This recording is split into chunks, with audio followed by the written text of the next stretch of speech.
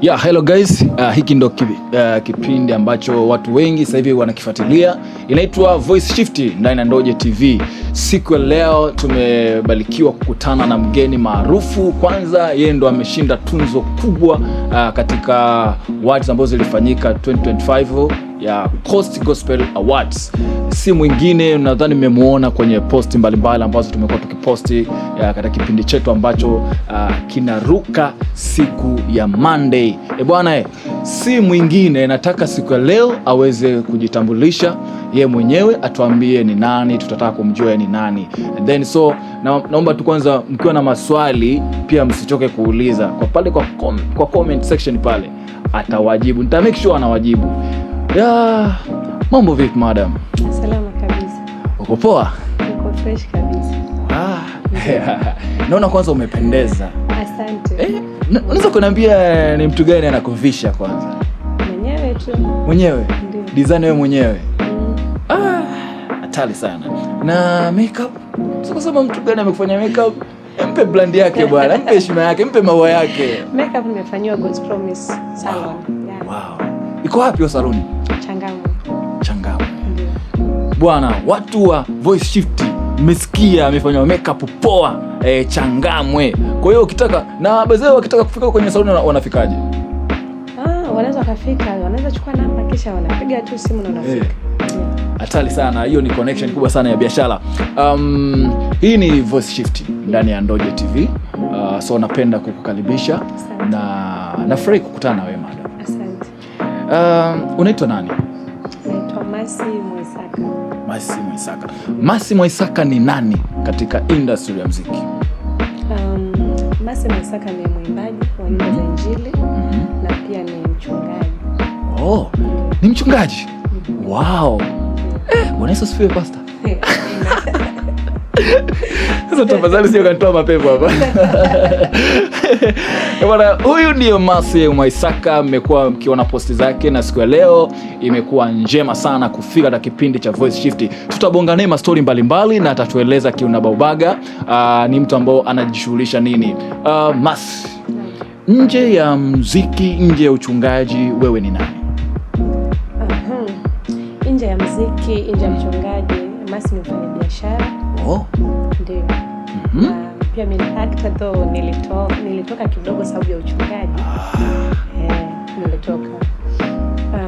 Na Masi pia ni mama, watoto watatu.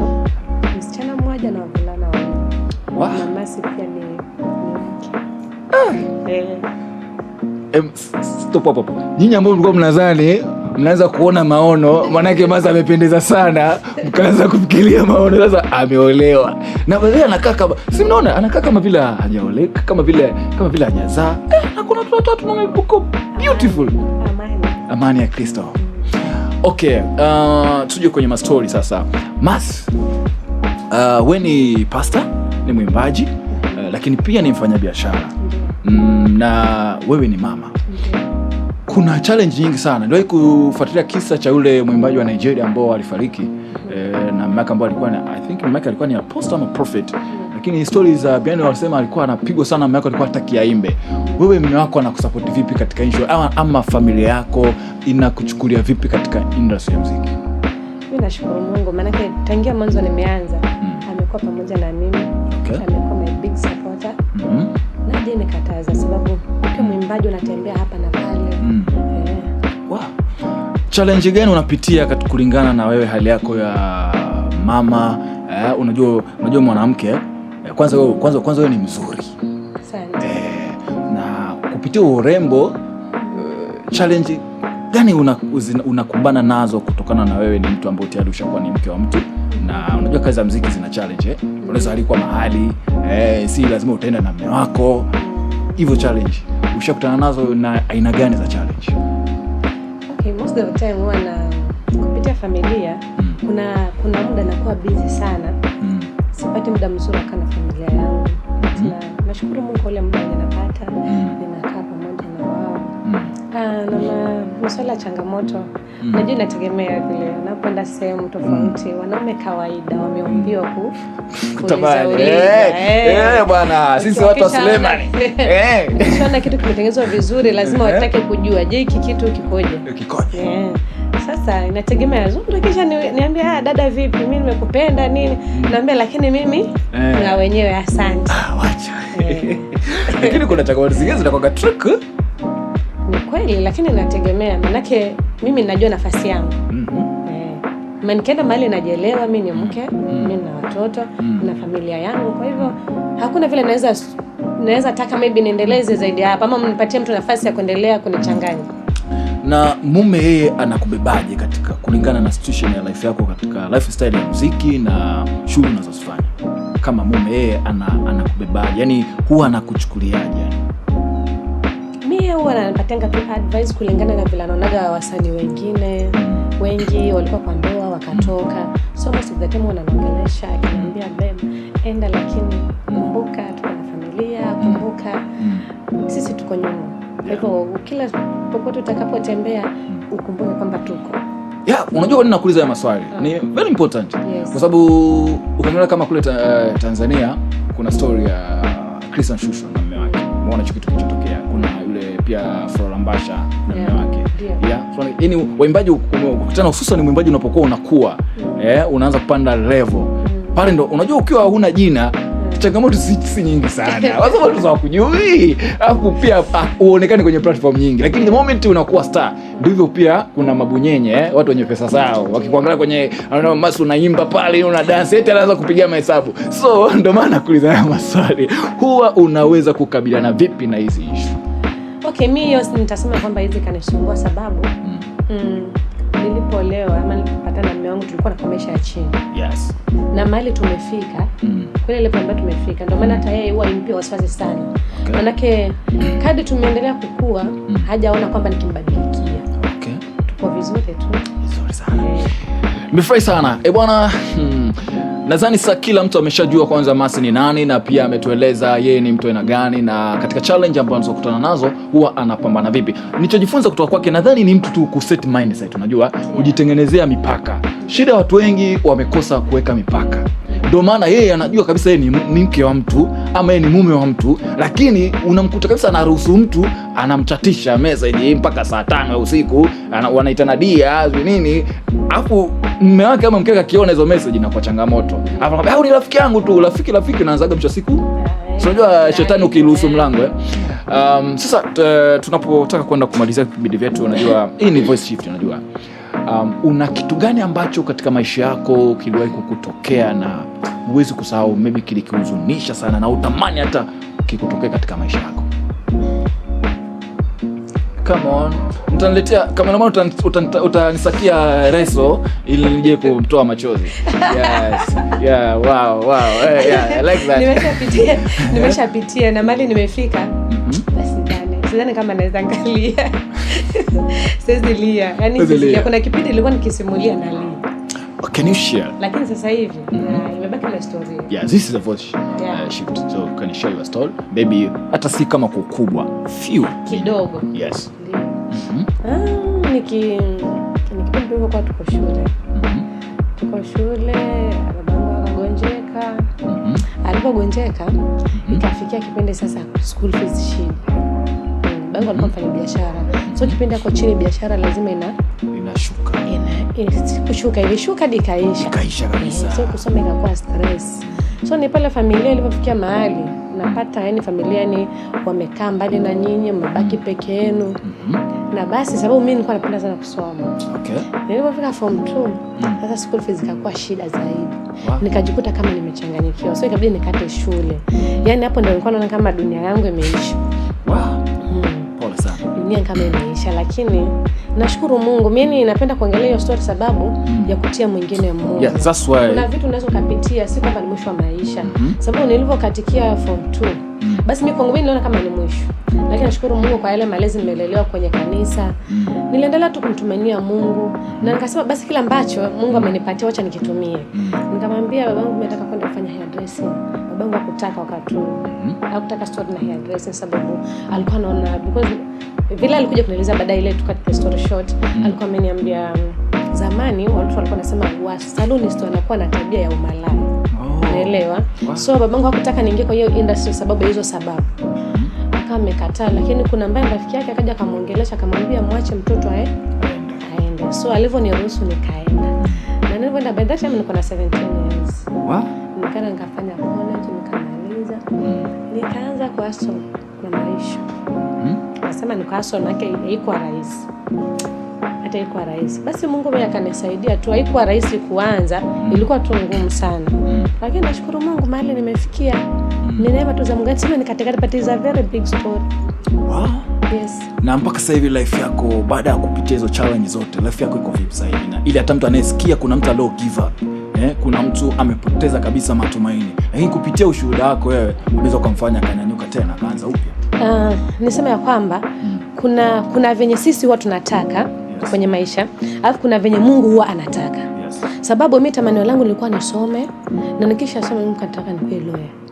Unaona? So hiyo ilikuwa ni akili yangu, mawazo yangu mimi, lakini mawazo ya Mungu yalikuwa ni mawazo tofauti. Sababu nitasema kwamba Mungu alinitumia kutoa familia yetu kutoka chini sasa, because nilisaidia wale mandugu zangu mpaka sasa hivi pia wanajiweza, mimi pia najiweza. Kwa hivyo ni kama Mungu aliona sasa nikisema endelea kusoma maybe ile miaka yote au wengine wangeshindwa pia kusoma.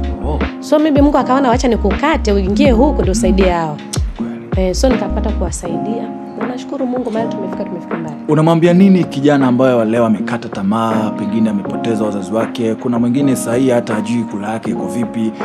Pengine anaweza ama kuna mtu pengine alikuwa ame give up, anachukua hata maamuzi ataka kwenda kujitoa uhai. Anaweza kukutana na hii clip yako.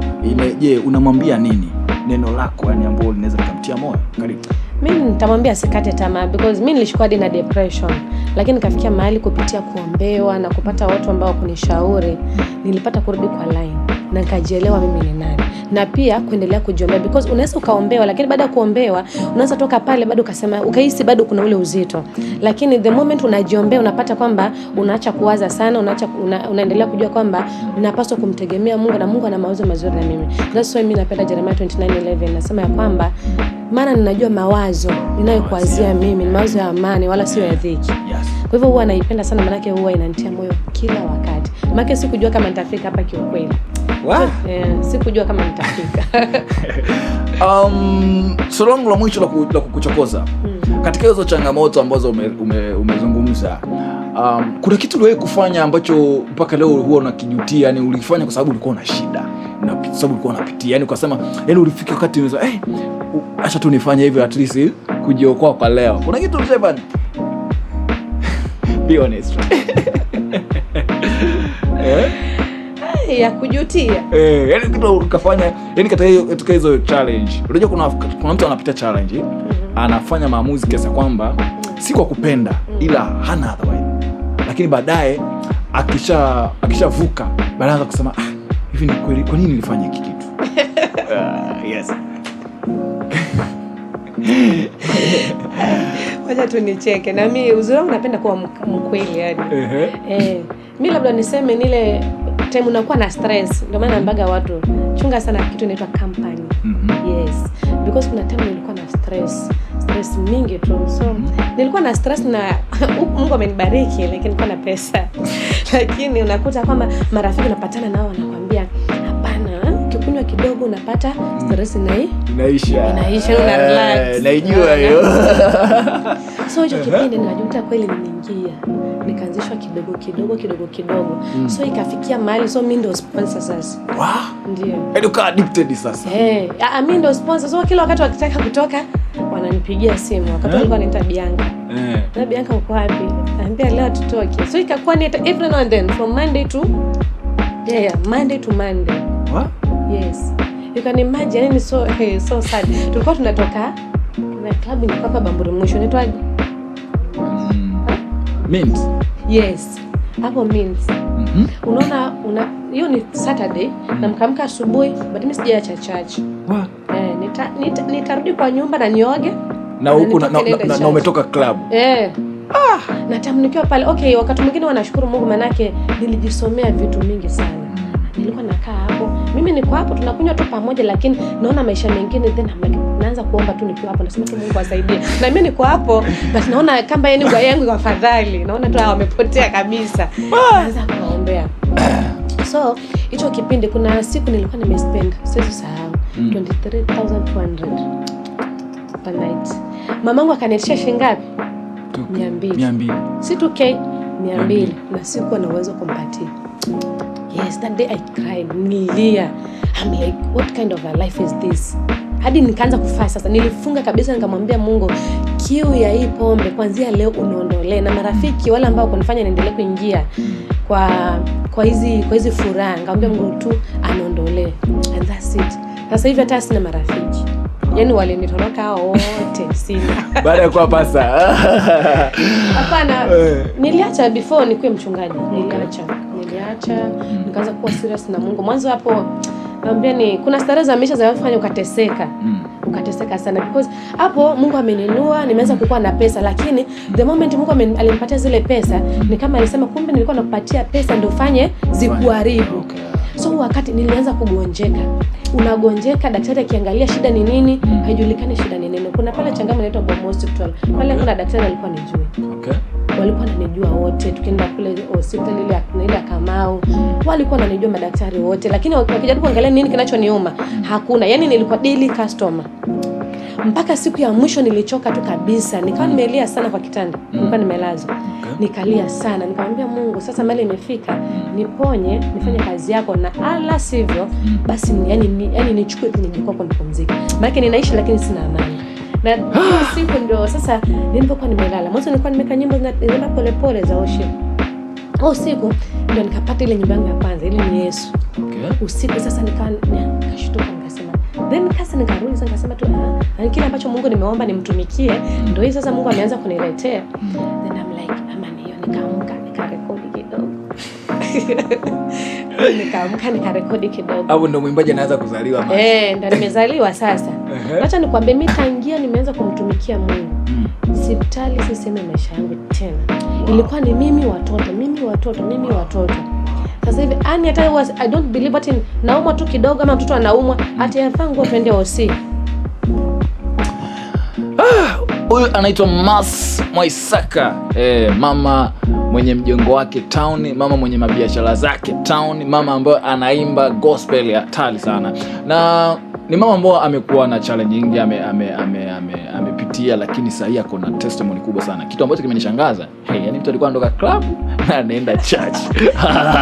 Hiyo kitu sijaona, is the experience. All the first time nasikia hiyo kitu, imekuwa surprise kwangu sana.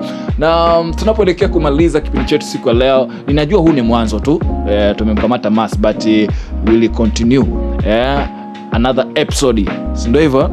Hii ni mwanzo tu, tumepata tu kwa uchache. Tunajua ana mengi ya kutusimulia. Najua tutatengeneza another episode ambayo tutapata mastori mingi sana kuhusu lifestyle yake. Ana mambo mengi. So muda ni mchache sana, na muda ni ukuta, hatuwezi kushindana nao. Tunataka tu atuambie tu neno lake la mwisho. Ukisikia neno voice shift, unaelewa ni kitu gani?